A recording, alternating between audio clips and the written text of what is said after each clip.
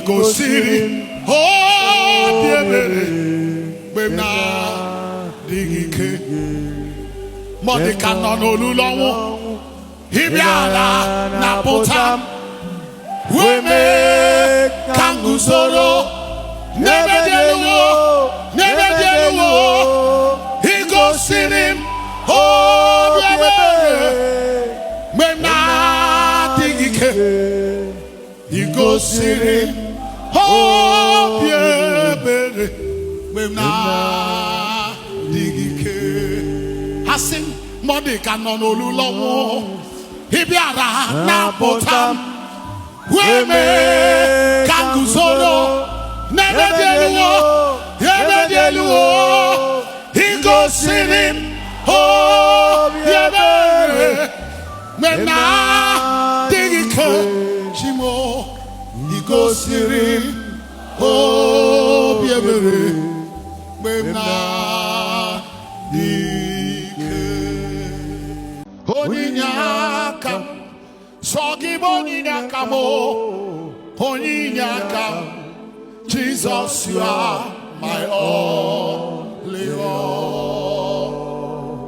Hebekuodike, dikabarabia, abogo tuboro, izuborasa, hebe bababo, onguborabo. Jesus, you are my only all. Child of God, I'm here to let you know you can't be stranded. Did you hear what I said? That God who has been helping you is about to help you more. You didn't hear what I said. You can never be stranded. Ayane madanda bayaba. Abu mumwese ujadiga tumo. Abu mumwese egwa diga tumo mole. So far God today ade kidiba. Homata marechi. Homata marechi biya. Homata marechi. Homata marechibia Hojako na zokue bia Hojako na sebere bia Hodogwa kata. Hey guys, welcome back again to my channel. My name is Ada. If you are new to this channel, you are highly welcome, and to my returning subscribers, you guys are the best. Thank you all for always coming back to watch my video. Guys, it's a story time. It's a story time, guys. I don't even know how to tell story. I think this is actually my first time of telling story in this channel because I'm not good at telling stories. You guys just have to manage me and take me the way I am. Anyhow, we'll do cut and join. But first of all, let's adore this beauty. I'm really going. This Omugo is really making me shine, baby. Shine, baby. Just look at how one person find like 10 persons at the same time. Huh? Oh, God. Only fine girl that I know. I'm here to tell you guys about my delivery story. There's not much to do when all I can is thinking about you. Like I told you guys in my previous videos that I'll be giving birth in a general hospital, that is a government hospital. And on the day of my delivery, that was the day I found out that they don't tolerate that. They refused. They don't tolerate that in the sense that, in fact, I don't even know their reasons. They just saw me holding camera to say one or two things, to video one or two things. They started, one woman there, one of the matrons started telling me that this is not allowed here. So that's the reason why I couldn't make a video. So my younger sister that was even present with me in order to help me capture some things was just there because she couldn't video again. So, but we were able to video just short clips that I uploaded on my WhatsApp status that are not even enough to post as a YouTube video. So I decided to come here and tell you guys and share with you guys my labor and delivery story. I think this delivery felt like it was my first delivery. Honestly, in fact, everything about this pregnancy, like I've said previously, everything about this pregnancy is just different with my first experience. Just starting from her conception, pregnancy journey, delivery, everything was just totally different. So let's just jump into the story already. Where do I even start from? Where do I start from? Okay, let me start from here. Okay, on Monday morning, I went to somewhere very, very important to me. The place was a kind of far. Like from here to that place is like 30 minutes drive, and I went on a public transport, you get? So I went on a public transport. By the time I got to the park, the vehicle that was available was remaining only one passenger. So I was lucky enough to join them, and we moved with the bad road, guys. So, but before then, I was waiting for labor to come. Labor refused to come. And this was exactly what happened to me with my first pregnancy. Labor refused to come. So when I came back from that place that I went to, I came back during around the evening time, afternoon stroke evening time. I noticed that everywhere was silent. My baby's kick, her movement, everything reduced drastically. Not like she was not moving at all. She was moving, but slowly, like it would take a while before you hear small move. So I was like, what's going on? Why is this baby moving slowly like this? I was already panicking, but I said, okay, let me just wait. Maybe since I'm tired, baby is also tired. Let me just relax. So, and already, guys, my EED has already passed. I have 3 EDDs.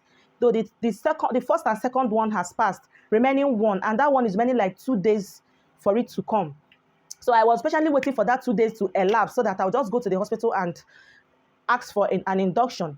So, but because my baby's movement and kick has reduced, I was worried. I called my husband, said, babe, see, I don't understand though. He was like, what could be the reason? I said, I don't know. Maybe I'm thinking maybe because I'm stressed up. That's why the baby is also stressed.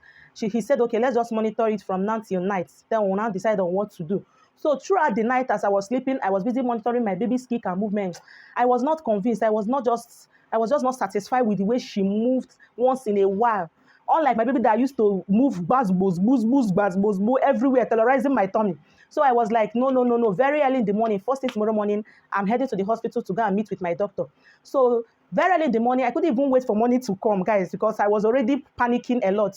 So very early in the morning, around 8 o'clock, I rushed to the hospital. When I got there, I went to my records and get my big file.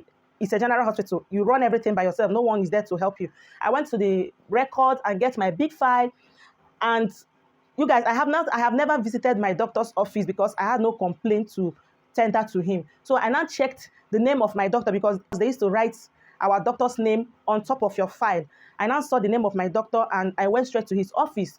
Getting there, I was told that he's not usually on seat on Tuesday, that his seat days are on Thursdays. I was like, so because he's not on seat, I cannot see any other doctor at all. I have, this is an emergency something. I need to report to my doctor.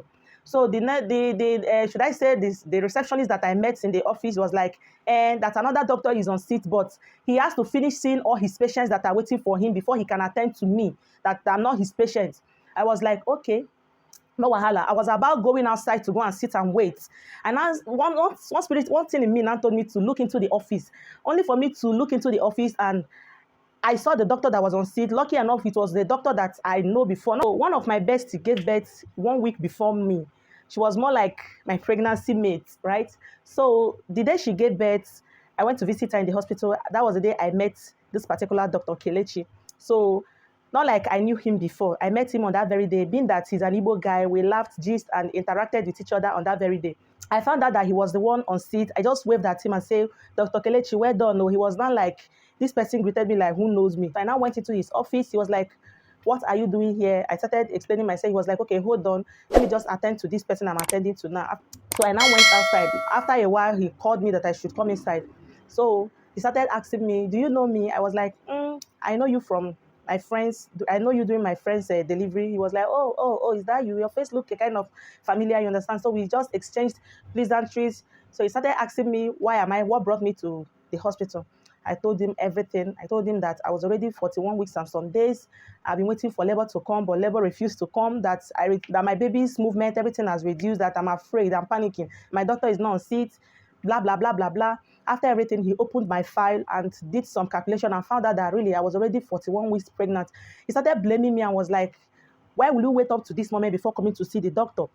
I was like, I don't know. With my first pregnancy, I came to see the doctor and my doctor told me that a scan is 2 weeks before or 2 weeks after. So I was waiting for that 2 weeks after to elapse before I will now come and see the doctor. He was like, that I'm taking a risk, that I'm very careless, blah, blah, blah, blah, blah. He blamed me. After all said and done, he now said, okay, you know what? Come back to the hospital by 6 o'clock in the evening. I'm going to induce you. You are going to be induced for labor to start. I said, okay, that's just all I want to hear at that point. He helped me and checked the heartbeat of the baby and everything. He said everything is okay, that I should just make sure I'm here by 6 o'clock in the evening. So I now left. He said I should go and drop my big file in the maternity ward and let them know that I'll be coming back that evening for induction. So I went. When I got back home, in fact, I didn't even get home before I called my husband. I went to one corner of the hospital and spoke with my husband. I told him everything that the doctor said. He was like, okay, that's the best. Should I start coming home? I said, no, there's no point for you to start coming home at this point. Just leave it. Maybe towards that evening I'm about to leave, you can start coming. So when I got home, I started praying. I told God, I called my mom and told my mom about it. Say, see. My mom said, that's the best. It's already too late. So that was when after praying, I started doing some last minute packing, started putting few things that I've not put inside my bag. After everything, I laid down my head and sleep for a little bit. So towards 5 o'clock, my husband came back and I bathed, eat, and we headed to the hospital. So when I got to the hospital, I went straight to the maternity ward, collect my big 5. The doctor that was on duty at that point sent me to lab to go for my PCV, PCV blood test and other series of tests. So I went to the lab. After 1 hour, 30 minutes, the lab results came out. I went back to the maternity ward and dropped it. So the doctor told me that the induction is not going to be carried out now, that I should wait till 12 midnight. That's when she will induce me. My husband was like, it's okay, we'll stay, let's just stay. As long as everything is okay. I said, no problem. That's how we stayed there and we were just still laughing. Around after 11, the doctor called me in and sent my husband to the pharmacy to go and get some drugs, drip, and so things. So when my husband came back, she did the induction. She actually did induction for me and one other lady like that. She induced both of us at the same time. I think she induced the lady before me. So not less than 1 hour, the lady started feeling some pain. No, it's not okay, not less than 2 hours. It's more than 1 hour. The lady started feeling some pain. Before you know, she done the shake for bed, though. She done the man if not this time. She done the man for bed, though. That was how I was there, shining my eyes, looking at them. So the doctor was like, are you not feeling any pain? I said, no, nothing they do me. Okay. And I told her that I want to go and urinate because immediately she inserted that induction tablet inside my body. I started feeling pressed. I asked her I told her that I want to go and urinate. She said, no, that it's still I should give it like 1 hour before I urinate. So after that 1 hour to 2 hours, I went outside and urinate. That was how I remained outside with my husband. We were outside there gisting. And my husband was like, you're not yet feeling any pain. I said, no, nothing they do me. And exactly this thing happened to me with my first child. They induced me after the induction. Hours later, I didn't feel any pain. So I was like, okay, maybe this same thing is about to happen again. Not like I'm not having contraction before going to the hospital. It normally comes and go. It comes like a forced labor. It will just come and hold me for a while. Before you know it, it will release me, just like strong menstrual cramp. It's something that I can control. So there was no bloody show. My water did not break. I was just there, sitting and waiting for labor to come. For where? So that was how we stayed till the next morning. Immediately it's 6 o'clock. I went and meet the doctor and told her that it's already 6 o'clock. Oh, no show. The woman was like, okay, I'm going to induce you for the second time. I said, God, I beg. After the second induction, I was about coming down the bed. That was when the lady that they induced both of us gave birth. I started tapping from her delivery. I said, God, what have I done? Who did I offend? My village people have come. Oh, the second time, what is all this? Well, that was how I started crying. Oh. After that, I came outside. My husband was like, why are you crying?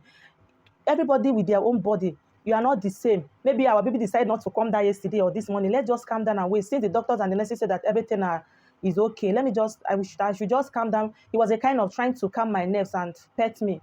So after that, we started waiting for the second induction to work. We waited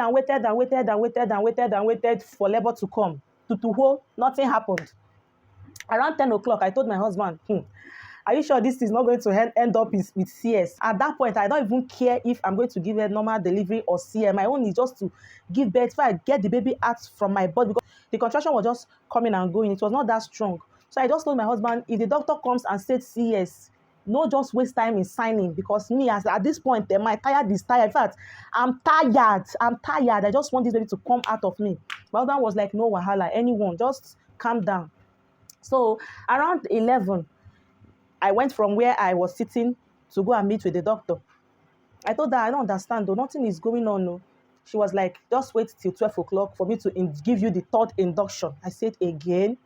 So I don't know. One thing in me just told me to call the Dr. Kelechi on phone, because I remember before leaving that very morning, I collected his phone number. When he told me that I'll be coming back by 6 o'clock for induction, I told him that I want him to induce me by himself. He was like, no, that he might not be the one on duty that evening, that it doesn't mean that anyone on duty can do that for me. I told him that I want him to be the one. He was like, okay, since you want to have my number, just have my number. We exchanged number. I collected his number, actually.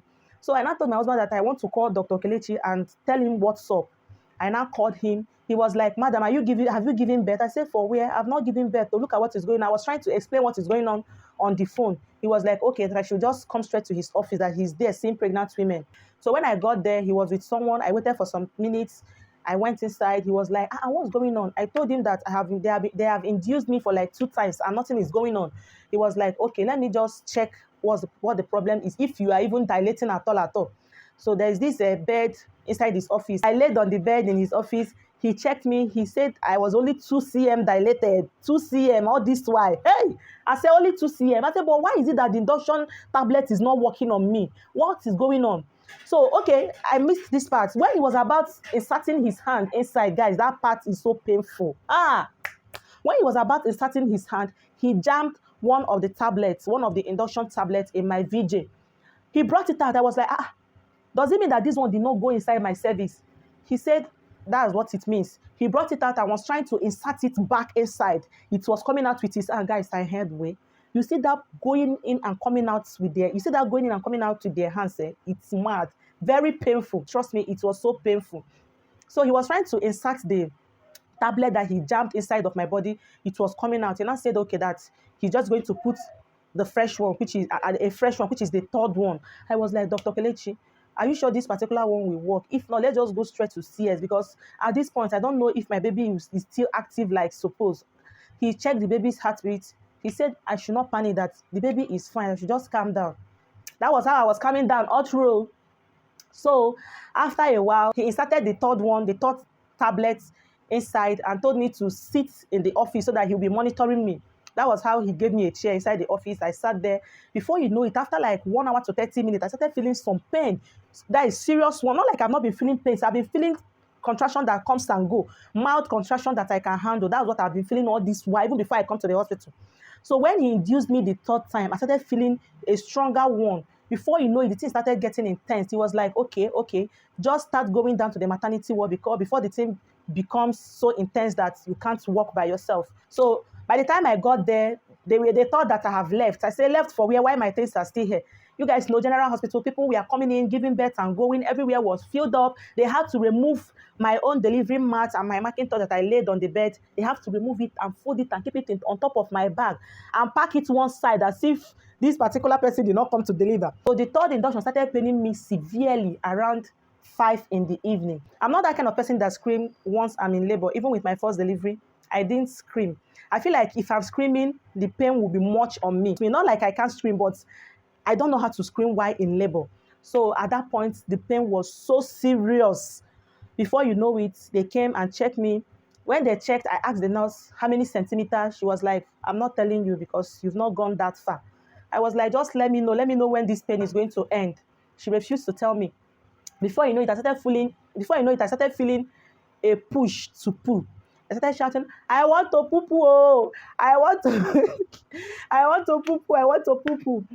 And they were, General Hospital, I'm not the only one, I was not the only one in labor at that point. I think we were up to 3 that was in labor at that point. So just because I was not screaming, I was not shouting, nurse, come and check me. They just abandoned me. They were not even checking me. And I like it because that chuki hand, that check is so painful. It's even painful than the labor pain itself. So I refused them from checking me often. I think the only time they checked me was once. They checked me once and the next time was to push the baby. So when I started shouting, I want to poo-poo, there was one matron there was like, see this one, you never demand. By the time when you don't demand, I go no say the pikin don't they come down. Oh God, because I was not screaming like other women there. They thought I was just saying I want to poo, maybe for them to come and check me or something. They were still there forming what I don't know. No government hospital. Before you know it, baby's head was already coming out. By the time they rushed me, the matron was like, hold on, don't push. Let me wear my hand glove. I'm not going to collect your pikin with empty hand though. I'm not going to collect your pikin with empty hand. That was when she started wearing her gloves. And before you know it, only one, I first pushed once. The baby's head came out. Then the second one, everything came out. When I was pushing, she was like, is this your second child? I said, yes. I said, okay, you are doing well. Because I was pushing like with everything in me, with all my strength. I was pushing because I know that once the baby is out of me, that's when I will be free. When they even told me, when I pushed the first one, they were like, okay, rest a little bit. When you feel the contraction, you push again. I didn't even wait to feel any contraction. I was pushing. I just pushed with the last strength I have. Hey, God. I don't want to go back to memory lane, guys, because if I remember this delivery, this was not the first thing. This was not like my first delivery that I pushed once and the baby came out. So that was how I pushed out my baby, to the glory of God. And after that, they took her from me to go and clean her up and suck her and everything. The second stage of delivery, which is delivery of the placenta, that's where the devil came in. The placenta refused to come out. Unlike my first delivery, that the matron just tied the cord with one instrument like that and told me to just cough. I just did. I was already weak. I just did, and the placenta came out. But this one, the placenta refused to come out. That was where my village people say you go here and today. They waited and waited. They do for this placenta to come out. It refused to come out. So you guys, I started pushing placenta like a baby. They had to inject one injection that when it immediately enters my body, I started feeling so weak. I don't know the name of that injection, but I remember they injected me. At that point, they injected me through the vein. And at that point, I just feel like I was already gone. Before you know it, I started regaining my strength. The matron that delivered my baby told my neighbor that was in the labor room with me. You guys know my neighbor, Mommy, amazing. She was there all through. I don't know if she's going to watch this video, but I just want to let you know that I really appreciate. In fact, you are more than a neighbor to me, honestly. You are just like a sister. She was right there inside the labor room, but my husband cannot come inside. And being that my mom, my relations are not based in this town with me, she was the one that was present in the labor room with me. So the matron told her that at this point now, she has to insert her hand inside my body and pack the placenta out, that I'm having a retained placenta. And a retained placenta means placenta that has refused to come out normally, just the normal way that placenta should come out.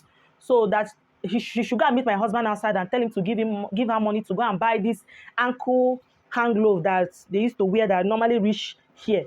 So she just told them, you people should bring it. We will pay. She was like, calm down, relax. I know it's going to be very painful, but you just have to bear it. Because if I don't do this that I'm about doing now, this is going to land you to theater. Have you heard where someone gave birth normal and ended up in theater just to bring out the placenta? Don't scream. Just try and comport yourself. Let me just do it. I'm going to do it 3 times and you will be free. I said, okay, anything that people want to do with me, everything was already painful. You people should just do. Let me just be free at once. That was how I opened my leg. One nurse is holding me in the other leg. The other one holding me in the other leg. This nurse shook hand inside my body. I was feeling her hand inside my chest where she was. And at the point, it was as if she was looking for the placenta inside my tummy, because the look on her face was like, where is this thing? Where have this thing gone to?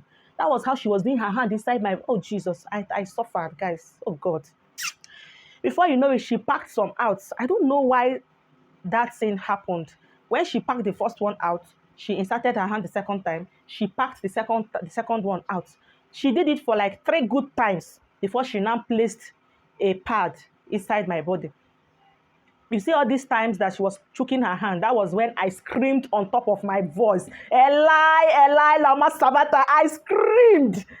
Hey, me that doesn't know how to scream in labor. All this, even when I was pushing my baby, when I was in labor, I didn't scream. But during this part, I screamed and screamed more than all those women there that have been screaming for hours. So, but I just thank God that everything went successfully. I was lucky enough. She packed everything out, and the packing, it kind of helped me because I didn't get to bleed for long. Like, unlike my first delivery that I bleeded for like 2 weeks. This one, I think it was just 1 week, not even up to 1 week. I stopped wearing pad. So this is my birth and delivery story, guys. I don't even know what to title this particular video because it was mad. But I thank God that looking at my baby, my bundle of joy, my little princess, I've forgotten all my pain. So if you are a mother, kudos to you, kudos to us. We are really doing a good job in bringing forth life to this world. Like, no woman deserves to lose her life while bringing forth a baby, a child in this world, because we go to the land of the dead and come back. It's not easy. It's not easy. Men should respect us. In fact, I think women are the strongest. Honestly, we are stronger than men because not every man can bear this level of pain. In fact, God is so wonderful. I really appreciate God. And I want to tell you that if you're watching this video, TTC mother trying to conceive, I pray you experience this in no distant time. You carry your bundle of joy. Honestly, you have to experience it because it is your heritage. If you are pregnant, I wish you safe delivery. You have a less stressful level and painless level in Jesus' name. So guys, we've come to the end of this story. Like I told you guys, I don't know how to tell story, but I hope I tried that you guys really understand everything I've just said. If you haven't subscribed to my channel, please do it to subscribe to my YouTube channel. Like this video, share this video. Make sure you drop your comment down below, and I'll see you all in my next video. For now, bye.